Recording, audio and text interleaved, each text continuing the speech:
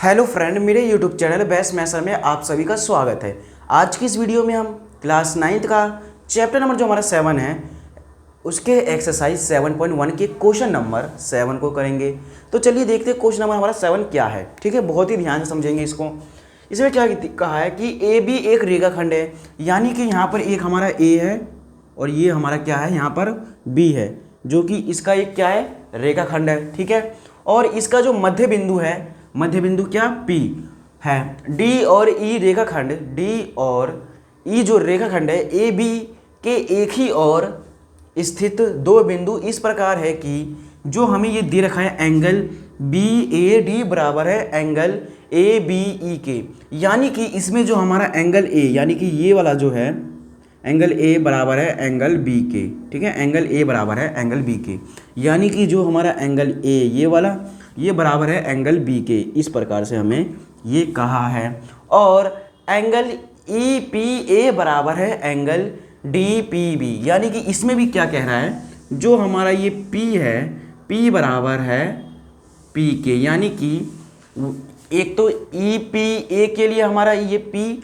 और एक D P B के लिए हमारा ये पी बराबर है, यानी कि ये वाला जो हमें यहाँ पर दिखाया गया है इस प्रकार से। जो ये क्या है, ये दोनों ये क्या है, ये और ये क्या है, बराबर है, जैसा कि आपको क्वेश्चन में दिया है। इसमें ये डायग्राम दे रखा है। ठीक है, उसके बाद हमें दर्शाना है कि जो एंगल ये जो हमारा यहाँ पर दे रखा है त्रिभुज डी ए पी सर्वांशम है त्रिभुज ई बी पी के, ये हमारा क्या है, पी ई बी पी के सर्वांशम है। इसे हमें क्या करना है, सिद्ध करना है या फिर दर्शाना है। तो देखिए इसे दर्शाएंगे कैसे। पहले हम देखेंगे त्रिभुज, यहाँ पर लिखेंगे पहला का जो है आंसर कैसे करेंगे, लिखेंगे त्रिभुज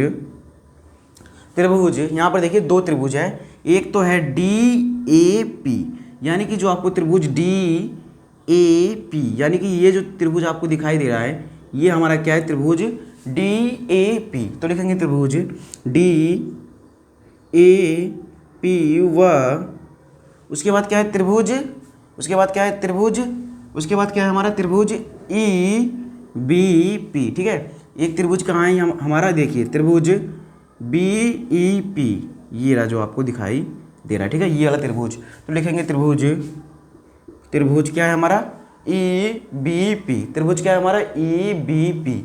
तो यहाँ पर दो त्रिभुज है, एक है त्रिभुज हमारा डी ए पी और एक है त्रिभुज ई बी पी, इसमें लिख देंगे में। अब इन दोनों में देखेंगे और इसे ही हमें क्या करना है, सर्वांशम दर्शाना है। ठीक है, तो देखिए दर्शाएंगे कैसे।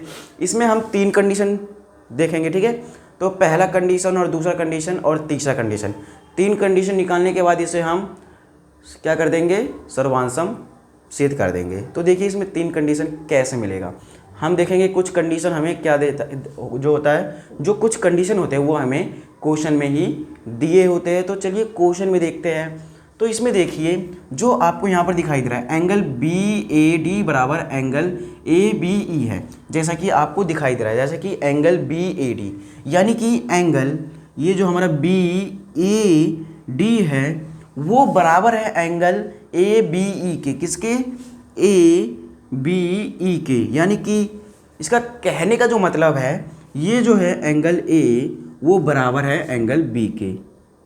ठीक है, इस तरह से।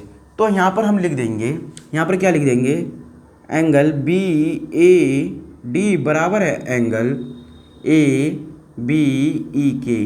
कारण क्या हो जाएगा इसमें, ये हमें क्वेश्चन में क्या है, दिया हुआ है, तो लिख देंगे यहाँ पर दिया है। ठीक है, आई होप आपको इतना समझ में आ गया होगा। अब देखिए यहाँ तक हो गया। उसके बाद देखिए और हमें क्या दे रखा है, ये यानी कि जो हमें एंगल ई पी ए बराबर है एंगल डी पी बी। तो देखेंगे एंगल ई पी ए, तो यहाँ पर देखिए ई पी और ए, ई पी ए। ठीक है, ई पी ए, यानी कि ये जो हमें दे रखा है ये वाला, यानी कि ये जो है ये इसके बराबर है, यानी कि डी पी बी, यानी कि डी पी बी के, ये जो है हमारा क्या है, बराबर है। तो इसमें भी हम लिख देंगे ये भी क्या है, गिवन है। पहले लिख देंगे एंगल ई पी ए बराबर है एंगल डी पी बी के, कारण हो जाएगा क्या है, ये भी हमें दिया है, क्या हो जाएगा कारण, ये भी हमें दिया है। ठीक है, अब देखिए हमने ये तो देख लिया कि हमें ये गिवन है, लेकिन आप यहाँ पर ध्यान से देखिए, ये जो है हमारा ये, ठीक है, ये जो हमारा क्या है, त्रिभुज, त्रिभुज क्या है हमारा DAP, यानी कि त्रिभुज जो ये DAP है, ये जैसा कि आपको दिखाई दे रहा होगा, यहाँ पर इसको मैं थोड़ा डार्क कर देता हूँ, ये जो है DA और ये जो हमारा P दिखाई दे रहा है, ठीक है, ये जो हमारा DAP दिखाई दे रहा है, इसमें यदि आप ध्यान से देखेंगे तो ये जो है हमारा इतना, ये जो हमारा दिख रहा है इतना, यहाँ पर जो है एंगल बच रहा है। ठीक है, आपको ध्यान से दिखाई दे रहा होगा। ठीक है, यहाँ पर ध्यान से देखेंगे तो ये जो है हमारा इस त्रिभुज के लिए इतना बच रहा है, लेकिन हमें ये पूरा लेकर ये हमारा बनता है। ठीक है, ये पूरा लेंगे तभी हमारा एक कोण बनेगा सही से। तो हम क्या करेंगे, यहाँ से हमें यहाँ तक का लेना है। ठीक है, यहाँ से यहाँ तक का लेना है, यहाँ तक तो हमें पता है, लेकिन हमें इतना नहीं पता। ठीक है, इतना हमें नहीं पता, तो इसमें क्या करेंगे हम, ये जो हमें नहीं पता इसमें लिख दे, इसमें क्या करेंगे, ये जो एंगल EPD है उसे हम दोनों तरफ क्या कर देंगे, जोड़ देंगे। इसमें क्या कर देंगे, हम दोनों तरफ जोड़ देंगे, किसको, एंगल EPD को लिखेंगे, एंगल EPD को दोनों तरफ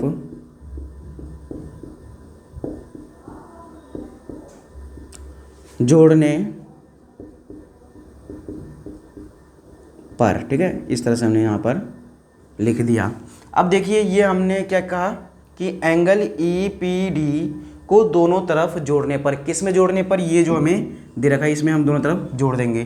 तो देखिए लिखेंगे angle EPA plus angle EPD, ठीक है, बराबर, उसके बाद क्या है, एंगल DPB, इसमें भी जोड़ देंगे क्या, एंगल EPD। इस तरह से हमने इसको क्या किया, जोड़ दिया। अब देखिए इससे हमें क्या प्राप्त होगा, इससे हमें क्या प्राप्त होगा, ये जो हमारा P था, ये जो यहाँ पर हमारा इतना था, ये हमें अब पूरा पूरा प्राप्त हो जाएगा। तो देखिए कैसे प्राप्त होगा, ये जो है हमारा एंगल, यहाँ पर जो हमारा दिख रहा है एंगल APD, ये हमें क्या हो गया, पूरा पूरा यहाँ पर जो हमारा P था, यहाँ पर इस त्रिभुज के लिए DPA या फिर APD के लिए ये हमें एंगल पूरा पूरा प्राप्त हो गया। तो लिख देंगे एंगल, यहाँ पर लिख देंगे एंगल जो हमें प्राप्त हो रहा है, इन दोनों को जोड़ने पर, इन दोनों को हम जोड़ रहे हैं तो हमें क्या प्राप्त हो रहा है, ये पूरा पूरा प्राप्त हो रहा है। तो लिख देंगे एंगल APD। एंगल क्यों लगा रहे हैं, त्रिभुज क्यों नहीं, एंगल इसलिए लगा रहे हैं क्योंकि जो हमारा मध्य में है ये क्या है, ये एक एंगल है, यानी कि कोण है, इसीलिए। तो लिख देंगे एंगल APD, ठीक है, बराबर, उसके बाद इन दोनों को जोड़ेंगे। ठीक है, अब क्या करेंगे हम, ये वाला जो हमें दे रखा है ये तो हमने इस साइड का निकाल लिया। उसके बाद देखिए जो एंगल DPB है प्लस EPD कर देंगे, यानी कि एंगल DPB, ये जो हमारा DPB है उसमें प्लस क्या कर देंगे, एंगल EPD, यानी कि एंगल EPD, इसे हम क्या करेंगे, जोड़ देंगे। तो ये किसके लिए प्राप्त हो जाएगा, ये देखिए एक हमारा और त्रिभुज था, त्रिभुज का क्या नाम था, EBP, यानी कि EBP, ये जो आपको दिखाई दे रहा है ये EBP, ठीक है, ये वाला जो दिखाई दे रहा है, इसके लिए अभी हमें पूरा पूरा प्राप्त करना है। हमें इतना दे रखा है लेकिन हमें पूरा इतना करना है। ठीक है, इतना हमें और प्राप्त करना है। तो इसमें भी हमारा क्या हो जाएगा, क्या प्राप्त हो जाएगा, पूरा पूरा क्या हो जाएगा हमारा, BPE, एंगल BPE या फिर कोण BPE। ठीक है, इस तरह से लिख देंगे कोण BPE। इस तरह से जो है हमारा जो P है वो दोनों त्रिभुज के लिए पूरा पूरा प्राप्त हो गया, यानी कि इसका जो कोण था वो पूरा पूरा हमें मिल गया, इसलिए हमने इस तरह से इसका रचना किया। अब देखिए ये तो हो गया हमारा पहला, ये हो गया दूसरा। अब तीसरा और क्या है, देखिए हमें 3 चीज़ों का जरूरत पड़ता है जिससे ये सर्वांशम प्रूफ हो जाता है। तो देखिए यहाँ पर और क्या है, और इसके बाद क्या कहा था, AB रेखाखंड है, ठीक है, और P इसका मध्य बिंदु है। यहाँ पर देखिए AB एक रेखाखंड है और P इसका क्या है, मध्य बिंदु है। तो हमारा क्या हो जाएगा, इससे AP बराबर हो जाएगा, AP बराबर हो जाएगा BP के। यहाँ पर लिख देंगे AP बराबर हो जाएगा BP के। कारण क्या हो जाएगा, AB का मध्य बिंदु P है, ये हमारा क्या हो जाएगा, कारण। अब देखिए इसमें कौन सा हमारा जो है इसमें हमारा कौन सा सर्वांश समता नियम लगा है। तो देखते हैं यहाँ पर कितना हो गया, 3 चीज़ हमारा निकल गया। अब देखिए ये एंगल यानी कि ए, ये भी एंगल ए, और ये हमारा क्या है, ये क्या है हमारा भुजा है यानी कि साइड, यानी कि इसमें कौन सा लगा है ए एस ए, यहाँ पर लिख देंगे, यहाँ पर लिख देंगे चूँकि ए एस ए सर्वांग समता, सर्वांग लिखेंगे सर्वांग समता नियम से, ठीक है, नियम से क्या हो गया हमारा, ये जो त्रिभुज क्या था डी ए पी सर्वांशम हो गया त्रिभुज ई बी पी के। आई होप आपको इतना समझ में आ गया होगा, जैसा कि आपको यहाँ पर जो पहला दिखाई दे रहा है, ठीक है, इस तरह से हमारा जो है पहला हो गया। अब देखिए दूसरा क्या है, ए डी बराबर बी ई, ठीक है, ये हमें दूसरा देखा है।